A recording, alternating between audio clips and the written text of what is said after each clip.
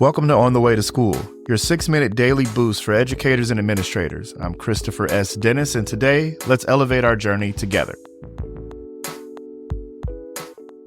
Bienvenidos. Welcome back, folks. Here's your Thursday edition of On the Way to School. We're rolling through it here.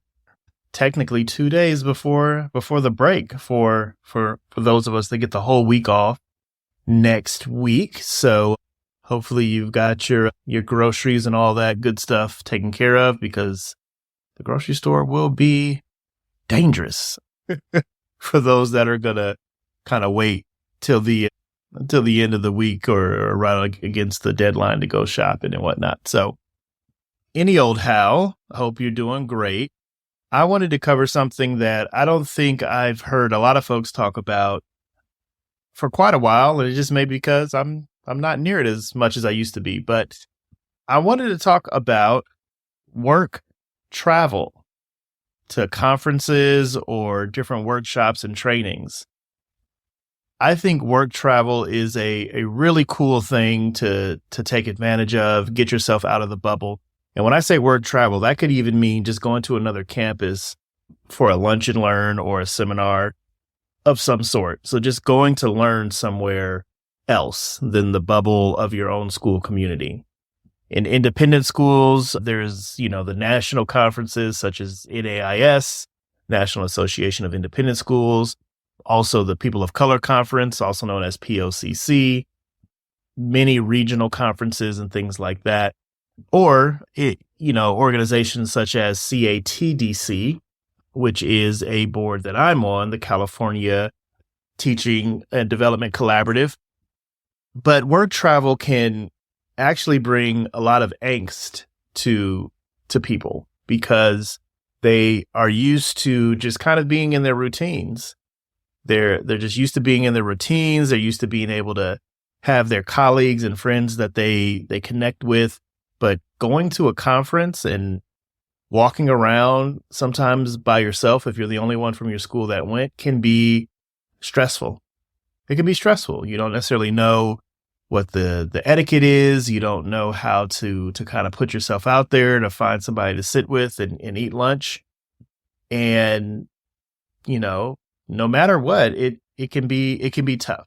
Okay. So one, give folks a break if they haven't taken advantage of the professional development funds to go out there and travel and go to the conferences. But if you're in a management position, try to break up the rotation of the folks that just always go and take advantage of those funds. I know a lot of the conferences are a form of mental health and self-care, and that's amazing. I think that's important. And we need to make sure that other people are getting opportunities, especially if they could benefit from it in the same way. I'm not saying you should just force somebody to go or not let somebody go because you just want to mix it up. Have a reason why you're doing it, but some people may not be volunteering because they just got out of the habit of, taking advantage of those professional development opportunities that are off campus. And some people maybe can't go to a 3-day conference. What if they're a single parent? What if they're a caregiver? What if they already have a long commute, and just adding another layer to the dynamic is kind of tough, right? So think about the budgets that you have and try to find shorter things, half-day things, some Zoom kind of workshops, and let them do them from home. Even those can help kind of folks get into the routine of doing more for themselves. So we talked about the folks who don't always get the opportunity or find some angst around it. But let's also talk about the folks who are signing up for everything. They're PD'd out. They're the PD champs, okay? What are you getting for that? Okay, what are they bringing back? Is it more about their social circle at all these places, which is healthy? That's fine.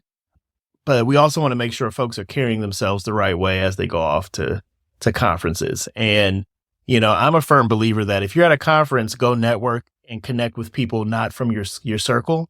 You don't have to avoid your people and the people at your school, but I don't necessarily need you to stay in a quad of the 4 of you that went from our school the entire time. It's okay to have lunch and go do some different things. If there's a If there's a search firm there, I do want you to go introduce yourself. I want you to go take the headshots and, buy a book or two and just be somewhere different, because that excitement allows you to network and connect with people. And if there's an opportunity out there for you, I want you to have it. But also I want you to make sure that you know that you're in a really good place too, a place that supports your growth and development.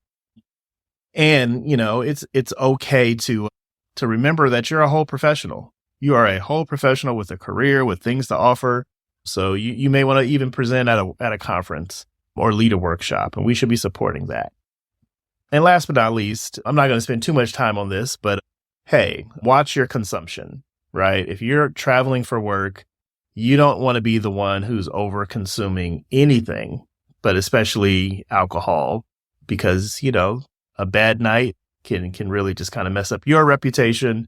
And that makes it even harder to want to show up to things. But, let your hair down, hang loose. But of course, remember that there's a respectable limit, and you want to take care of that. And I guess that goes for the same at the company holiday party as well, right? Tighten it up, know your limits, take care of yourselves. So, but all right, folks, happy Thursday. One more to go. We'll see you tomorrow on the way to school. Thanks for joining me on the way to school. Stay inspired, stay motivated, and keep making a difference. I'm Christopher S. Dennis. See you tomorrow.